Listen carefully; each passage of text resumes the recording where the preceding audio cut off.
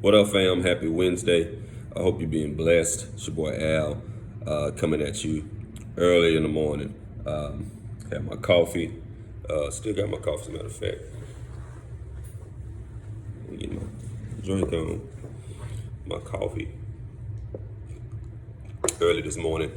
Let's talk about Atlanta DA Fani Willis, who came out and laid the gauntlet down on all of these rappers, rapping about all the stuff they're doing, racking up these RICO charges. We know about Young Thug. We know about, I believe the rapper, other representative is Gunna, that's in jail right now, being detained. Rappers rapping about what they're doing on record. And she was asked about it, you know, if she was targeting rappers for their lyrics, rappers putting their lyrics in, putting all of the acts that they're doing in their lyrics. She had this. Let me see if I can play this, if I can get this thing to play, if you can hear it. I know people already heard it. Her name is Atlanta DA. Her name is Fani Willis. I'm not targeting anyone, but however, you do not get to commit crimes in my county and then decide to First of all, she looked like she don't play no games, right? She looked like she don't play no games. She looked like one of those. If I was in school and she was my teacher, she kind of got that look where she's a, you know, she would chance that look. Like if we went to school, we'd say, she cute, but man, she don't play, man. You know, Miss Willis, she'll get you, man. You don't want to miss Miss Willis. She'll get you and pop you with that board. She look like she don't play. She just has this look on her face, even as asking no questions. She look like she's ready. There's no hesitation, and she's not here to back down. She's a what I call an alpha female. She's not here to be bullied or to be made to back down. She's an OG. She got that my mama vibe, you know, my wife vibe. It has that look. First of all, she's sharp. If you look up the clip, she dressed to kill, and she's not here to play no games. That you're specifically targeting Atlanta's hip hop community. I'm not targeting anyone, but however, you do not get to commit crimes in my county and then decide to brag on it, which you do that for a form of intimidation and to further the game and not be held responsible. One of the lyrics used in this indictment, just one of the lyrics, is me and my crew striking in all black. Send me the drop, we'll kick in the house. If we steal a car, we're gonna take off the tag. Well, they're kicking indoors, committing home invasions, and now I'm using those lyrics that they're admitting to doing that. I'm gonna continue to do that. People can continue to be angry about it. Yeah, she said what she said. And she said, at the end of the day, she said, if you don't like it, you can get out of her county. She wasn't playing no games. So she's serious about it, man, and she not backing off of that. And you know, first thing is, I really don't want to hear no excuses from our community. All right, these people are out there in Atlanta. Is wild. Atlanta is a scary place to travel right now. They're not only doing home invasions and robbing and terrorizing people around them, but they're you know, robbing celebrities' homes. I mean, they've targeted Mariah Carey's home, and she's right. Like these lyrics, they're admitting to what they're doing. Not only are they admitting to what they're doing, but they're rallying. And I've talked about this before. Young kids are impressionable. And as a person who grew up in hip hop, I understand like the power of hip hop lyrics. Hip hop lyrics will inspire you, or encourage you, or motivate you to do certain things. They've inspired brands of clothes to take off. Rapper name drops a clothing line, and next thing you know, everybody's wearing it. Name drops a type of tire, Yokohama tires in a song, and everybody wants Yokohama tires.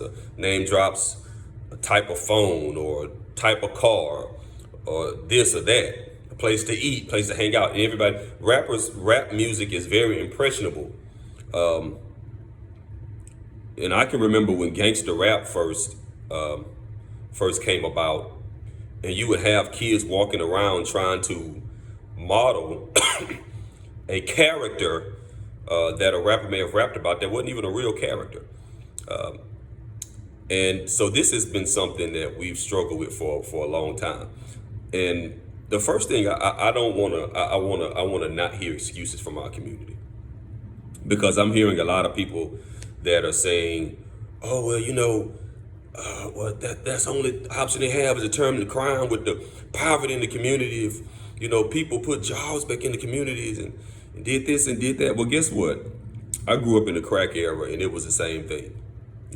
My father could have easily had that mentality, even after he had to shut down his fish restaurant and fish market. He could have had that mentality, but he didn't. He picked up and kept grinding. Bought a pickup truck, bought some lawnmowers, started a lawn service, and took care of a whole family and paid for 2 homes doing it. Where there's a will, there's a way. And let me say this: we can stop looking for the government to give us anything. There's a faction of black people that are waiting for America to right its wrongs. Guess what? It's never going to happen. All right, you heard it here first. It's never going to happen. You will never get 40 acres and a mule. You will never get reparations. They will never come and clean up our communities. They will never come and put big 6-figure jobs in our community. It's never going to happen. All right, so stop with that. We can stop that. We can stop looking at what white people are doing or aren't doing, or the government is doing or is not doing. Okay, we had a black president and it didn't happen. Okay, we had his vice president. We have his vice president now as president, and he gave us Juneteenth as a holiday. It's never gonna happen. So stop. Let's stop with that cry. Okay, the minute we realize that's important, because the minute we realize that's not going to happen, we can move on to the next solution. And the next solution is we fix our own communities. We fix our own communities. And the biggest way you fix your communities, number one, is to start by eliminating the riffraff and the crime that's going on in the community. You can't make the excuses for them being young. You can't also want to just see them make it because they're getting money, because we have that thing too in our community. But they just don't want to see these young brothers get money. A couple of young brothers getting money at the expense of the community being demised is not an equal trade. I don't care that they're getting money. Look at what they're encouraging. Look at what they're admitting to doing and starting these rings. Not only are these rappers encouraging this kind of activity with their lyrics, but they're also the ringleaders, allegedly. Some of these guys are allegedly the ringleaders in some of this stuff. So what do you want us to do? And we have this thing in our community, and I said this before, we have this thing in our community that if you're entertaining us in sports or music or entertainment, we want to see you make it. Or when I say make it, we want to see you get off the hook on certain things.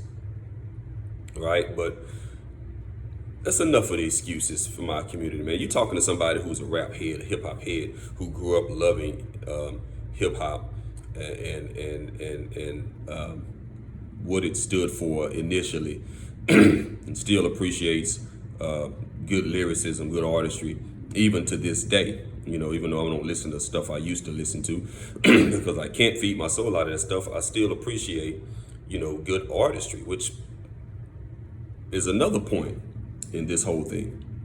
Like this, really, the fact that you have to rap about, you literally have to rap about what you're doing illegally on the streets and in people's homes and in the community, it really shows a lack of talent, to begin with. It shows a lack of creative ability.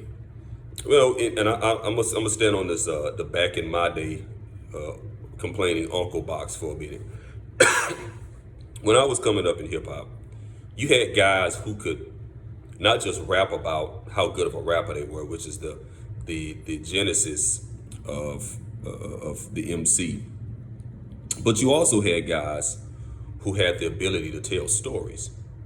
Slick Rick, KRS-One, Ice Cube, Ice-T, MC8 to get more on the gangster rap side, Scarface, Biggie, Nas. You had guys who could tell stories that where they would rap, it would sound as if they're doing something, but you can tell it's a story because of the way it starts off. And as they're telling it, you know that it's not them doing things, but it's them telling a story, like they're in a story.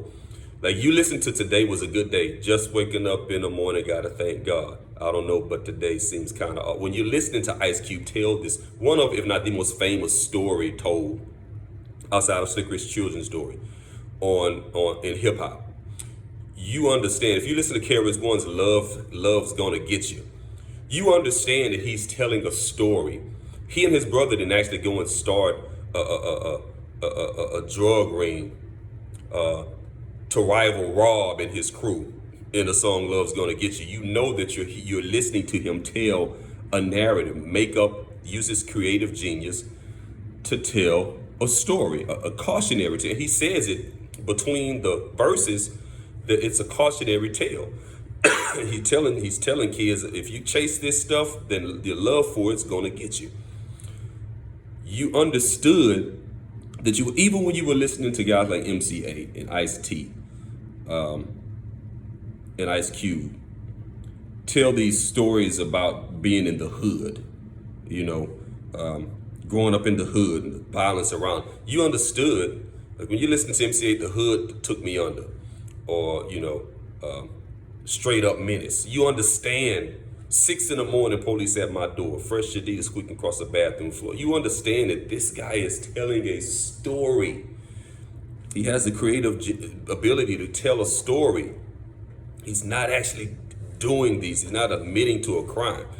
These guys, because they are such terrible rappers, they're not completely devoid of talent. They're such terrible rappers, and they don't have the skill or practice the skill of storytelling or rapping about other things, having a diverse conversation about other things. They're out here they run out of options on what to say, so they're literally out here talking about what they're doing in the communities, in homes, in the neighborhoods, killing people and robbing people and all of this, which is a sign that they should have never had record deals in the first place.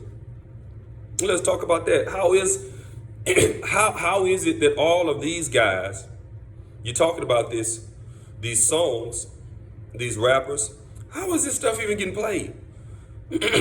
Like there are actually young, talented MCs like Joey Badass, like Jid, who just dropped the album of the year, who should be getting played left and right, but it's not. It's the Baby who beats up women. It's, Young Thug and all these other guys, Gunna and all of these guys who seem to have come from crime to get deals. And it's almost as if in the music industry today in hip hop, the sole qualifier for you to be able to get a deal is that you come from the street life. Like you just can't be a good upstanding kid who's still growing up in the hood, but who knows how to rap and get a deal. It's like, no, that's like everybody who comes into the game now is somebody connected to the streets or used to sell dope. It's like you can't get on the radio. You can't get played. You can't get any attention as a rapper unless you were somebody infamous. It's like they seek this stuff out. And then the kids now, they don't want to listen to you if you didn't slang, or if you're not from the streets, if you didn't live it, if you didn't go, if you don't pack guns, they don't even want to hear you. Why do you think it is that Jay-Z at 50 plus years old still have to drop in his verses that he used to sell dope? Like you 50 some years old, you're a billionaire. Why you still, every single verse that you get to do, you always have to go back and talk about how you used to slang raw and you used to cook, I used to work the stove. Like you still got to do that? Why? Because he knows he's smart enough to know I still have to let people know I'm from the street, because that's the only way you get on and stay relevant if you keep some kind of street stuff going on in your rap. You let people know you did something illegal. You have to let us, upstanding dude now, making business deals, but you always have to keep reminding us that you did that. You sold dope, which I don't know how. It's something you brag about. Having the hindsight now at 50 plus years old and know what you did, being a husband and a father. I don't know how you still drop verses bragging about the fact that you used to sell dope, you used to sell crack in your community, as destructive as it was. I don't know how you're not regretful about every bar you've ever dropped about and bragging about how you used to sell crack. But he understands the game. He understands, as one of the leaders of the game, he understands the game. I gotta keep this street cred, and I gotta let people know that I used to sell dope, because unless you sold dope, you ain't getting no play. Unless you talk about selling dope. You listen to some of these, and I don't listen to hardly any of this stuff. But just for the sake of knowing what kids are listening to, and what's feeding their soul, I'll check out a song or two at this played in the middle of the day to see what's in heavy rotation. And the lyrics, I'm like, are you serious right now? With the women talking about what they're doing, and the guys with all the violence, I'm like, this is actually on the radio prime time now. This is where we're actually playing this in the middle of the day. Okay? But you have to understand. You have to understand. This lady's not playing, and I believe that she's setting the precedent because all it takes is one to stand up and say, I'm not having it. And then everybody else will follow suit. And also, I'm gonna say this. This is what happens when the blind leads the blind. What do you mean by that? I mean this. Young people have always, not always, but in recent years, young people have this thing where they don't want to listen to or take advice from anyone older than them. They don't want to. Kanye had a clip, a viral clip a few years ago where he said he don't want to listen to anybody older. He only want to talk to young people because young people have all the ideas. You know, young people also haven't been through anything either. They're silly. And when you're a young, rich rapper and your advice on what to do and how to act comes from people around you who are your same age, who don't have to lose what you have to lose, this is the kind of stuff that happens. When you don't want to listen to some OG in the game who's telling you, hey, young blood, listen, you got this money now, you got stuff I never had. Let me put a little something in your ear. When you always like, I want to hear that OG. And everybody who has something to say that you listen to is somebody who isn't walking in your shoes, hasn't been there, but just somebody you grew up on the street with, and you still have to try to keep it real for them. This is what happens. And you the one who have everything to lose. This is what happens. This is exactly what happens. And I don't, D.A. Willis, have no problem with what she said. No problem with what she's doing. Here's some of y'all. How you gonna use rap lyrics to indict people? Because you're dumb enough to throw them out there. You're talentless enough to have to use your rap lyrics to talk about what you did in your rap lyrics. You don't know how to, you can't make an uplifting song, uplift the community, talking about the changes that need to be made. Can't just create a narrative about something. Create a story like Scarface or Biggie would do. Create a story. You're not talented enough to be able to do that. All this stuff going on in society, you can't talk about none of that. Is this what you want to talk about? Yeah. So yeah, use it. I'm all for her using it. If y'all gonna be this talentless and dumb to put it out there, then yeah, use it. And I don't want to hear about the white man this and the white man that. The white man's not giving you anything. Wrap your mind around that. Not giving you anything. Nothing. A lot of us are stuck on that. We're stuck on, we want to see a change happen the way we want to see it happen, but it's not going to happen. The only way the change is going to happen is if we come together in our communities and we fix our communities. We raise our young people. We raise our young men. We raise our little girls and stop making excuses. Stop letting the streets raise them. Stop letting the radio raise them. Stop letting the television raise them. And then the principal or the teacher wants to get them in line, and then you want to get the teacher or the principal in line because you don't want nobody messing with your child. And they listen to this stuff, and the next thing you know, you in court, sitting behind them, watching them get sentenced because they were influenced by some idiot who made a song and encouraged them to go kick in doors and jump through windows and get cars and change plates. It's not the way to go. It's not what we want in our communities, and it's not what we want in the ears of our young people. Our young people are struggling emotionally enough as it is in this country. They don't have any God in them. Parents today, my age, don't take their kids to church. They don't teach them about the Lord. They don't read the Bible with them. They don't pray with them. So they already got one strike against them, and then you let their souls get fed with this stuff? No, it's crazy. I'm living in Houston, and the crime is going up in Houston like never before. I saw some people earlier this year. There was a ring of dudes, black dudes, going in and breaking in and kicking in doors in River Oaks, in stores in River Oaks, and black people. My whole life been scared to death to go in River Oaks. But that's what this kind of stuff, this environment is creating. And I understand that there's poverty, and poverty is a big problem. But guess what? Poverty isn't just a problem exclusively in the black community. There are communities all over this nation that are struggling in poverty. There are jobs available. Just because it's not an $80,000 a year job doesn't mean that you can't take it. Go load some trucks for UPS. Do something, stack a little dough until you can get something else going. Do something. These jobs don't pay a livable wage, but guess what? Jobs that pay the real good livable wages are to the people who have a great college education and a meaningful degree, or people who have a useful skill. You just can't create high-paying jobs to skillless, educationless people. If you have there's no job struggle to engineers. There's no job struggle for welders. There's no livable wage job, issues with people who have good operational management experience. There's no issue with that. You can't just create high-paying jobs and jobs with these livable wage. Yeah, I understand the pay gap between the upper 1% and the average person. It's striking people out here where I work. People in predominantly white communities who have homes and 2 cars, sometimes they struggling to make ends meet.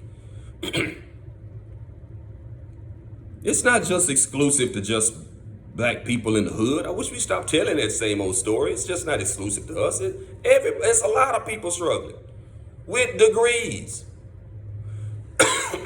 with current jobs that pay well. But things keep changing. Everything keeps going up and their pay doesn't. You're making $100,000 a year, but everything keeps going up. That $100,000 is going to shrink. And be able to pay for less and less. So it's not just people with $100,000 salaries out here, watching things change for them. So yeah, you're not going to just be able to walk into the hood and give everybody a job at Google. But you got to start somewhere. My father did. Paid for 2 homes. God bless him, he'll be 82 in September. Don't have to worry about nothing. Sitting up in a home paid for. Because he got out there and grinded. In the middle of the crack era. In the middle of Reaganomics. In the middle of one of the greatest recessions in the history of this country. He got out there and got it.